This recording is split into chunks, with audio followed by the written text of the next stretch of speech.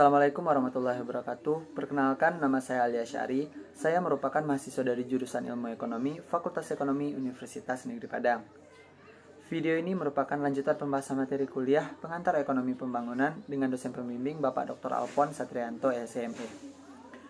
Pada video kali ini, saya akan membahas materi tentang teori Schumpeter dan teori Keynes. Yang pertama yaitu teori Schumpeter. Joseph Alois Schumpeter pertama kali mengemukakan teori pertumbuhan ekonominya dalam buku Theory of Economic Development yang terbit di Jerman pada tahun 1911, yang kemudian diuraikan dan direvisi dalam Business-Kaides tahun 1939 dan Kapitalium, Sosialisme dan Demokrasi pada tahun 1943 dalam mengalami perubahan penting.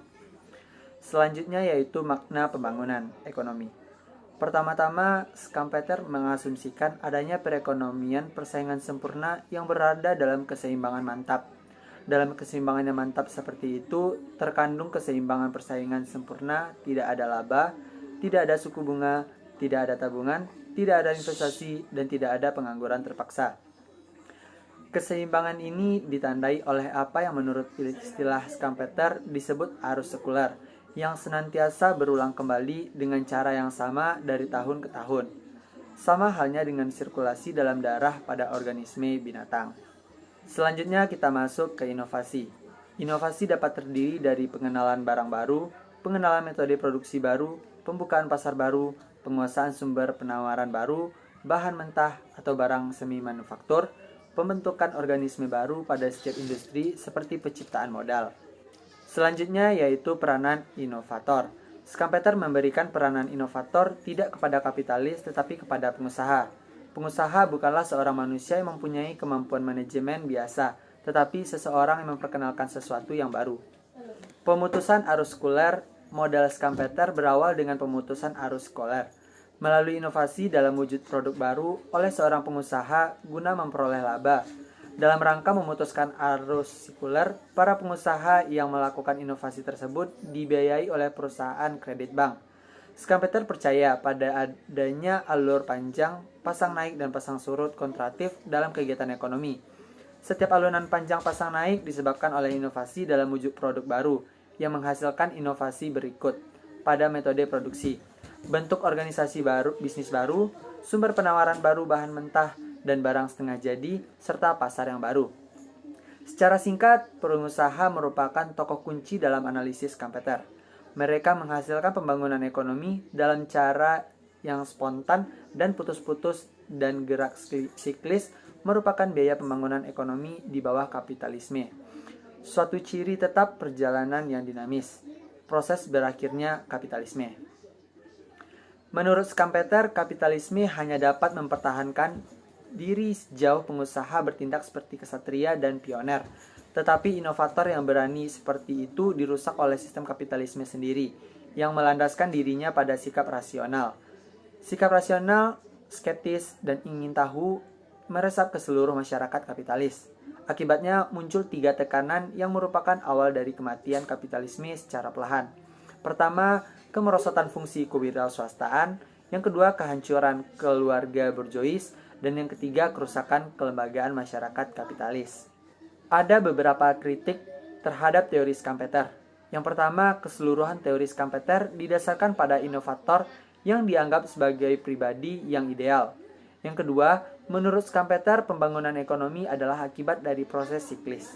Yang ketiga, pendapat Schumpeter bahwa perubahan siklis merupakan akibat inovasi itu tidak benar. Yang keempat, Schumpeter menganggap inovasi sebagai sebuah utama pembangunan ekonomi. Yang kelima, Schumpeter dalam teorinya terlalu banyak menekankan pentingnya kredit bank. Yang keenam, analisa Schumpeter dalam mengenai proses peralihan dari kapitalisme ke sosialisme tidak benar.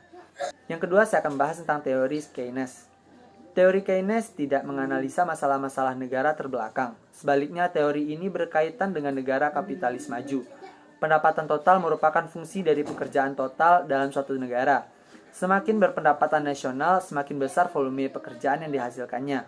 Demikian sebaliknya. Volume pekerjaan tergantung pada permintaan efektif. Permintaan efektif menentukan tingkat keseimbangan pekerjaan dan pendapatan. Permintaan efektif ditentukan pada titik saat harga permintaan agregat sama dengan harga penawaran agregat. Permintaan efektif terdiri dari permintaan konsumsi dan permintaan investasi. Keynes tidak membangun suatu model pembangunan ekonomi yang sistematis dalam general teorinya. Pembuatan model ini diserahkan kepada para pengikutnya, seperti Harold Domar, John Robinson, dan lainnya, yang sepenuhnya memanfaatkan peralatan Keynes untuk model pertumbuhan ekonomi. Keynes mengemukakan serentetan syarat pokok kemajuan ekonomi, yaitu kemampuan kita mengendalikan penduduk, kebulatan tekad menghindari perang dan perselisihan sipil, kemauan untuk mempercayai ilmu pengetahuan, dan tingkat akumulasi yang ditentukan oleh margin atau produk dan konsumsi. Penerapan teori Keynes pada negara terbelakang. Teori Keynes tidak dapat diterapkan pada setiap tatanan sosial ekonomi, hanya berlaku pada ekonomi kapitalis demokratis yang telah maju. Sebagaimana yang ditulis Schumpeter, ajaran praktis Keynes merupakan bibit yang tidak dapat dipindahkan ke tanah seberang. Ia akan mati di sana dan bahkan menjadi beracun sebelum mati. Tetapi tanah Inggris, tanaman ini tumbuh dengan subur dan menjanjikan buah dan keteduhan. Begitu juga saran yang pernah dikemukakan Keynes. Selanjutnya yaitu asumsi Keynes dan negara terbelakang. Yang pertama, pengangguran siklis. Teori Keynes didasarkan pada adanya pengangguran siklis yang terjadi selama depresi. Pengangguran ini disebabkan oleh menurunnya permintaan efektif. Pengangguran dapat dihilangkan dengan menaikkan tingkat permintaan efektif. Yang kedua yaitu analisa periode jangka pendek. Analisa Keynes merupakan analisa periode jangka pendek. Ia menganggap faktor berikut ini sebagai tetap.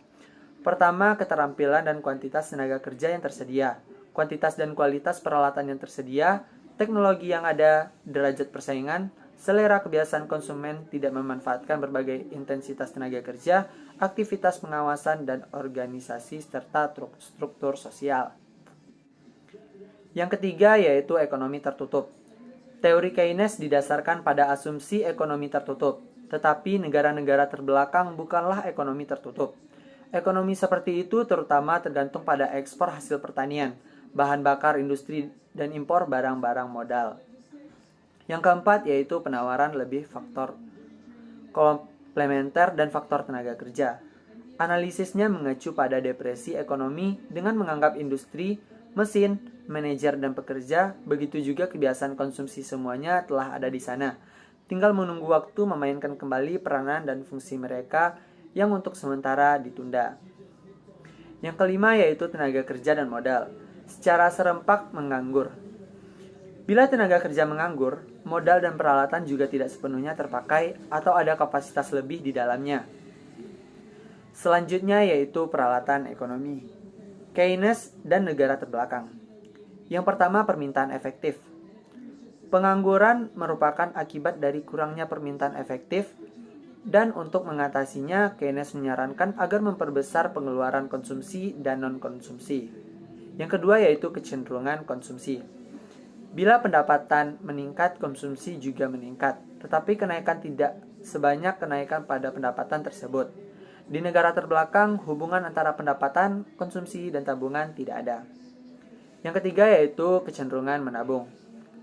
Keynes menganggap tabungan sebagai sifat sosial yang buruk karena berlebihan menabung menyebabkan kurangnya permintaan agregat. Sekali lagi, gagasan ini tidak diterapkan pada negara terbelakang karena tabungan merupakan obat mujarab bagi keterbelakangan ekonomi mereka. Yang keempat, kecenderungan marginal modal. Ada hubungan terbalik antara investasi dan kecenderungan marginal dari modal. Bila investasi meningkat, kecenderungan modal turun, dan bila investasi berkurang, kecenderungan marginal modal naik. Yang kelima yaitu suku bunga. Di dalam sistem Keynes, suku bunga merupakan penentu kedua investasi. Sebaliknya, ia ditentukan oleh presensi likuiditas dan peredaran uang.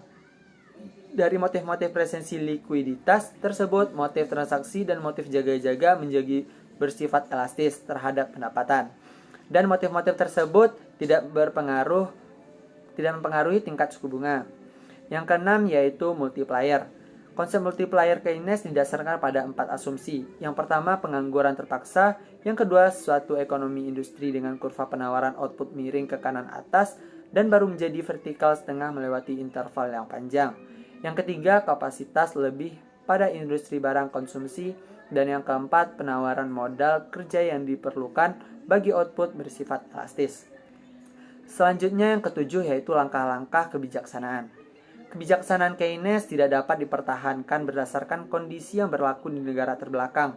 Dr. Rao berpendapat suatu usaha meningkatkan investasi melalui keuangan defisit, malah mengakibatkan naiknya inflasi pada harga ketimbang naiknya output dan pekerjaan. Demikian pembahasan materi tentang teori Schumpeter dan teori Keynes. Terima kasih sudah menonton. Saya akhiri. Assalamualaikum warahmatullahi wabarakatuh.